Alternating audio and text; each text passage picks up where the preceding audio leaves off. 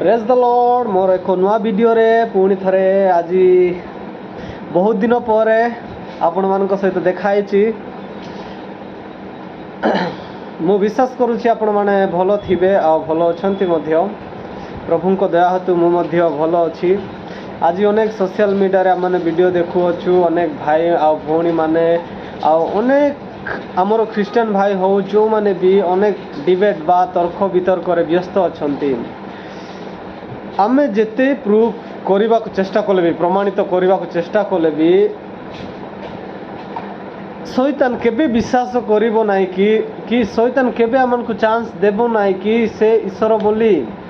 आज अनेक भाई माने अनेक गाली गुलज करी यीशु ख्रीष्ट जे प्रभु बोली प्रमाण करने को इच्छा करुछंती। सेमिति हेई पारिबो नाही कारण प्रभु कहंती जदि मनुष्य शांत रहिबो ताहेले पत्थर आ ए सृष्टि ताहांकर गौरव करिब। तो आज आपण मानकु मु एहा कहबा को चाहूची जे आपण जदि मूर्ख को ज्ञान देबे से मूर्ख से ज्ञान को मूर्खामी रे परिणत करिब। जदि आपण ज्ञानी को ज्ञान देबे बा शिक्षा देबे तेबे से ज्ञान रे परिपूर्ण हेबो। सेथि पई से अंध भक्त मानकु बा अंध मानकु तमे जदि भल विषय देखाइबो से माने देखि पारिबे नाही। अंध मानकु आमे दर्पण देई से मान को उचित शिक्षा दे पारिबा नहीं। सेथि पई हमको शांत रहबा को पड़िबो। हमको work out your own salvation निजर परित्राण को तुमे कार्य रे लगाओ। निज परित्राण को निज परित्राण पई परिश्रम करो। हाँ आज ईश्वर आमन को सुजोग देइछंती वाक्य प्रचार करिया पई। आमे अनेक समय तर्क वितर्क करूछु एहा भलो करूनो कारण से मानकु जगतर अधिपति से मानकु अंध कर देइछि। से माने आउ किछि देखि पारु नाहंती किंबा जानी पारु नाहंती जे से माने कोन करू अछंती। आउ तमे जदि आउ आमे जदि से मानकु यीशु ख्रीष्ट ईश्वर बोले आमे जेते प्रमाण कले भी से माने विश्वास करिवे नाही कारण से मानकर ज्ञान चक्षु बा ज्ञानर आत्मा अंध हो जाई अछि। हमकु कोन करिया को पड़िबो जेते बेले यीशु ख्रीष्ट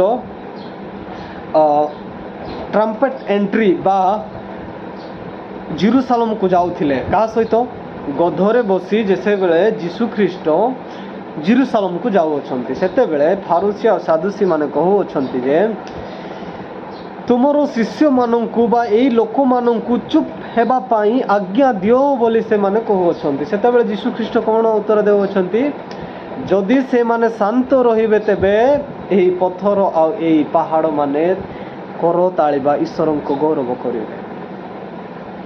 आज जदि मनुष्य कहूछि जे यीशु ख्रीष्ट ईश्वर नुहंती ताहा केबे हेई पारिबो नाही।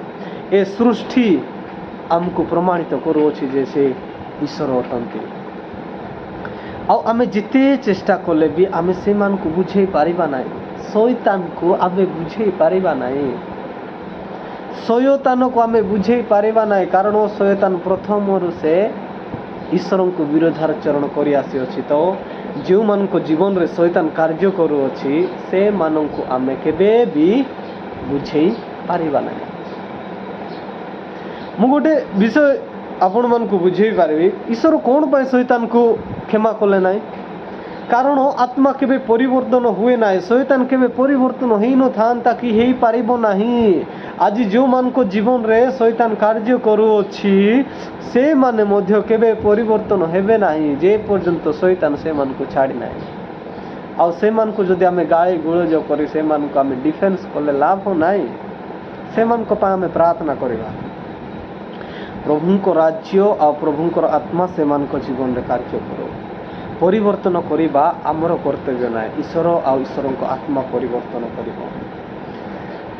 आ गोटे विषय जे दुईटी सत्य केबे सत्य हेई पारेबे ना।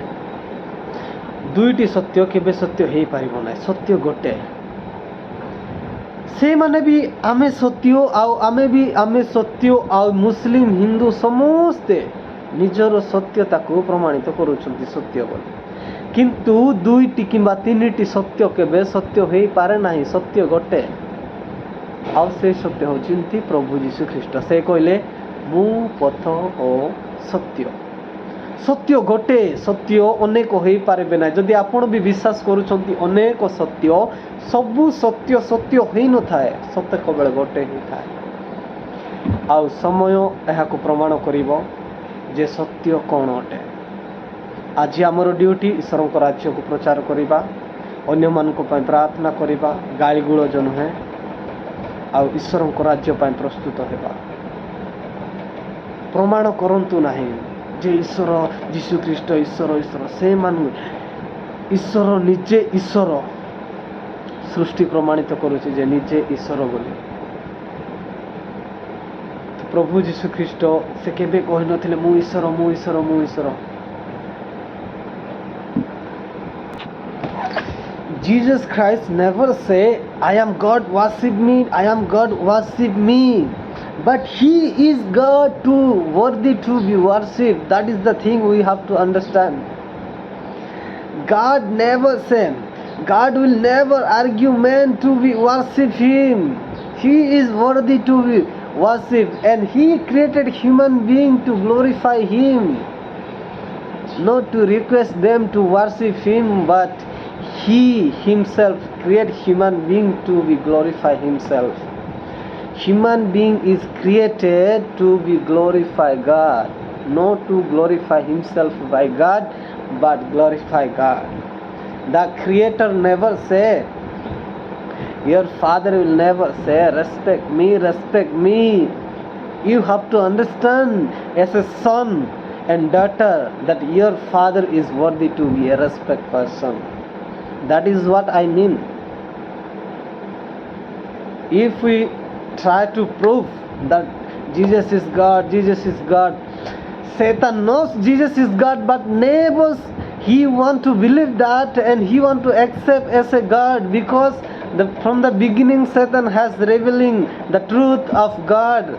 He will never accept the truth. So if you try to prove yourself and to Christ that He is God, Satan will never accept, the devil will never accept, because the prince of this world is ruling upon this world. That we have to understand. If we try in this world to prove, we cannot, because the prince of this world is devil. Devil will never allow to speak truth, and devil will never believe what you speak.